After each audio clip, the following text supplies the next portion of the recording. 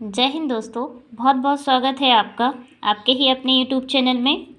और आज हम लोग पढ़ने वाले हैं भारत की महान्यायवादी के बारे में, यानी attorney general of India. Bharat के महान्यायवादी की नियुक्ति, इसके कार्य और इसका कार्यकाल और इसके बारे में जितनी भी बातें एग्ज़ाम में पूछी जाती हैं, हम सारी बातों को देखेंगे। तो चलिए शुरू करते हैं। देखिए, भारतीय संविधान के अनुच्छेद 76 यानी कि आर्टिकल 76 में महान्यायवादी पद की व्याख्या की गई है। महान्यायवादी पद की जो व्याख्या है भारतीय संविधान के आर्टिकल 76 में की गई है। याद रखिएगा, महान्यायवादी कानून का सर्वोच्च अधिकारी होता है, मतलब ये भारत सरकार का सबसे बड़ा कानूनी अधिकारी होता है। इसकी नियुक्ति के बारे में देख लेते हैं। महान्यायवादी की नियुक्ति राष्ट्रपति के द्वारा की जाती है एवं महान्यायवादी राष्ट्रपति के प्रसाद पर्यंत पद धारण करता है, अर्थात इनकी नियुक्ति राष्ट्रपति के द्वारा की जाती है और ये अपने पद पर राष्ट्रपति की इच्छा अनुसार बने रहते हैं। चलिए इनकी योग्यता की बात कर लेते हैं।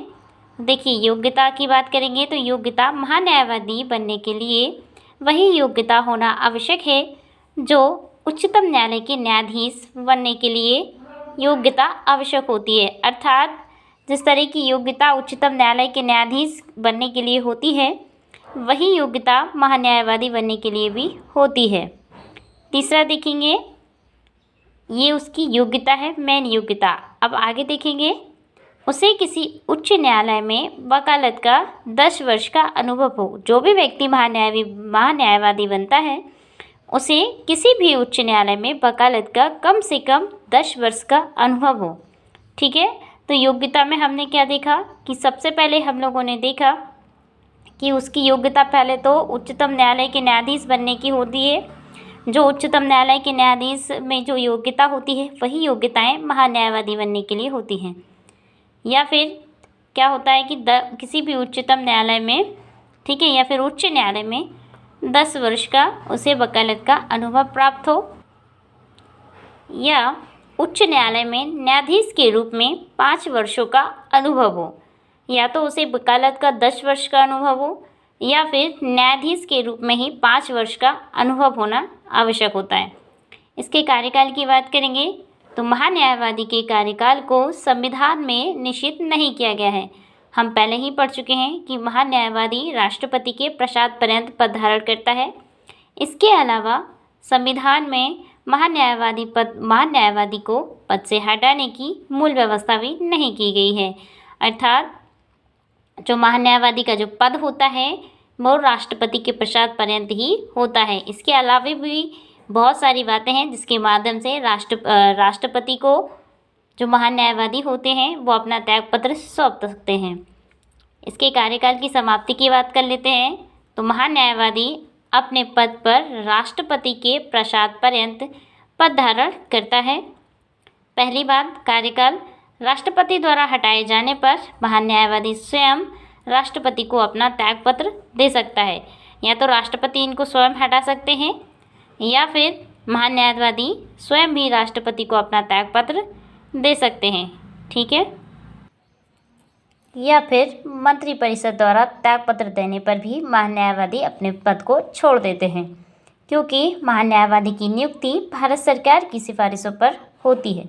अर्थात भारत सरकार जब नए सरकार का गठन होता है तब महान्यायवादी की नियुक्ति भी होती है। ठीक है, अब इनके वेतन, भत्ते और पेंशन की बात करेंगे तो संविधान में महान्यायवादी के वेतन, भत्ते और पेंशन तय नहीं किए गए हैं। ठीक है, जिस तरीके से बाकी सब पदों के, जैसे राष्ट्रपति के वेतन और भत्ते तय होते हैं, है ना, बाकी सब पदों के, जैसे आपने निर्वाचन आयोग के जो भी सदस्य होते हैं उनके वेतन भत्ते तय होते हैं, ठीक उसी प्रकार से इनके जो वेतन भत्ते हैं वो तय नहीं होते हैं। यानी कि संविधान में इनके वेतन और भत्ते का कहीं भी उल्लेख नहीं किया गया है, क्योंकि इसे राष्ट्रपति के द्वारा निर्धारित किया जाता है। ठीक है, यानी कि महान्यायवादी के वेतन और भत्तों को राष्ट्रपति के द्वारा निर्धारित किया जाता है। अब इनके कार्य और इनकी शक्तियाँ देख लेते हैं कि महान्यायवादी के क्या कार्य हैं और इनकी क्या शक्तियाँ हैं। आखिर महान्यायवादी पद का गठन ही क्यों किया गया है। देखिए, पहला है भारत सरकार को विधि संबंधी ऐसे विषयों पर सलाह दे जो राष्ट्रपति को सौंपे गए हैं। तो जो भी विषय भारत सरकार अर्थात कैबिनेट के द्वारा जो भी कार्य राष्ट्रपति को सौंपे जाते हैं, उनके मामले में महान्यायवादी भारत सरकार को सलाह देते हैं। महान्यायवादी भारत सरकार के किसी भी अदालत में सुनवाई का अधिकार रखते हैं, यानी कि इनका जो अधिकार है वो भारत सरकार के या फिर किसी भी राज्य के कोर्ट में ये सुनवाई का अधिकार रखते हैं। चलिए अब देख लेते हैं कि राष्ट्रपति द्वारा भी महान्यायवादी को कुछ कार्य सौंपे जाते हैं। तो देखिए, राष्ट्रपति द्वारा महान्यायवादी को निम्नलिखित कार्य सौंपे जाते हैं। पहला है भारत सरकार को, है ना, तो जो भारत सरकार है तो भारत सरकार के मामलों को उच्चतम न्यायालय में पेश करना। जो भी भारत सरकार के मामले होते हैं उनको जो महान्यायवादी हैं वो कहाँ पे, उच्चतम न्यायालय यानी कि सुप्रीम कोर्ट में पेश करते हैं। दूसरा है संविधान के अनुच्छेद 143 यानी कि 143 के तहत महान्यायवादी उच्चतम न्यायालय में भारत सरकार का प्रतिनिधित्व करते हैं। सीधी सी बात है, जब महान्यायवादी पूरे भारत सरकार का कार्य कर रहे हैं तो ये उच्चतम न्यायालय में ही सुनवाई का अधिकार रखते हैं। ठीक उसी प्रकार देखिए 143 में आर्टिकल 143 में महान्यायवादी उच्चतम न्यायालय में भारत सरकार का प्रतिनिधित्व करते हैं। अर्थात भारत सरकार जो भी कार्य करती है, यदि सुप्रीम कोर्ट, हाई कोर्ट, यदि उनको एक बार उनका रिव्यू पेश करना हो, उसका प्रतिनिधित्व करना हो, तो वो महान्यायवादी द्वारा ही किया जाता है। तीसरा है भारत सरकार से संबंधित किसी भी मामले में उच्चतम न्यायालय में सुनवाई का अधिकार रखते हैं। ये क्या करते हैं, तो ये भारत सरकार से संबंधित किसी भी मामले में उच्चतम न्यायालय में सुनवाई का अधिकार रखते हैं।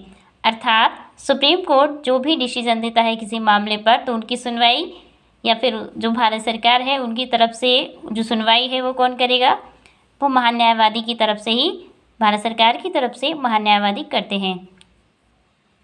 देखिए महान्यायवादी की शक्तियाँ। महान्यायवादी को संसदीय विशेष अधिकार अर्थात सांसदों को मिलने वाले सभी अधिकार प्राप्त होते हैं। अर्थात जो भी सांसदों को, या फिर लोकसभा के सांसद हो या फिर राज्यसभा के सांसद हो, जो भी विशेष अधिकार उन्हें प्राप्त होते हैं, वे सभी विशेष अधिकार महान्यायवादी को भी प्राप्त होते हैं। महान्यायवादी संसद के दोनों सदनों की जो बैठक होती है उसमें भाग ले सकते हैं, संसदीय कार्रवाई में भाग ले सकते हैं, किंतु उन्हें मत देने का अधिकार नहीं होता है। अर्थात जो महान्यायवादी होते हैं वो दोनों संसद यानी कि लोकसभा संसद के दोनों सदन अर्थात लोकसभा और राज्यसभा दोनों की बैठकों में भाग ले सकते हैं। उनकी जो भी कार्रवाई होती है उनको सुन सकते हैं, किंतु कार्रवाई में भाग भी ले सकते हैं, किंतु उन्हें मत देने का अधिकार नहीं होता है ना। और ये चाहें तो किसी भी समिति के सदस्य भी बन सकते हैं। महान्यायवादी के कार्यों की बहुत सारी सीमाएं भी हैं, तो चलिए उन्हें भी देखते हैं। देखिए, बिना भारत सरकार की अनुमति के वह किसी भी आपराधिक मामले में व्यक्ति का बचाव नहीं कर सकता। अर्थात पहले ही बता चुके हैं कि जो महान्यायवादी होते हैं वो राष्ट्रपति के प्रसाद पर्यंत पद धारण करते हैं।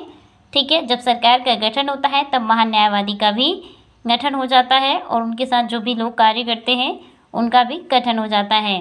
तो उनके कार्यों के साथ साथ उनकी कुछ सीमाएं भी हैं, जैसे कि हम देख चुके हैं कि भारत सरकार की अनुमति के बिना वह किसी भी आपराधिक मामले में किसी व्यक्ति या फिर किसी भी पक्ष का बचाव नहीं कर सकते। सबसे पहले उन्हें किसी भी कार्य के लिए भारत सरकार की अनुमति की आवश्यकता होती है।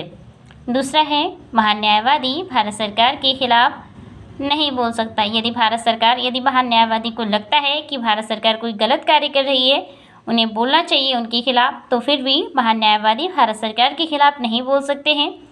तीसरा है वह भारत सरकार की अनुमति के बिना किसी भी पद को धारण नहीं कर सकते।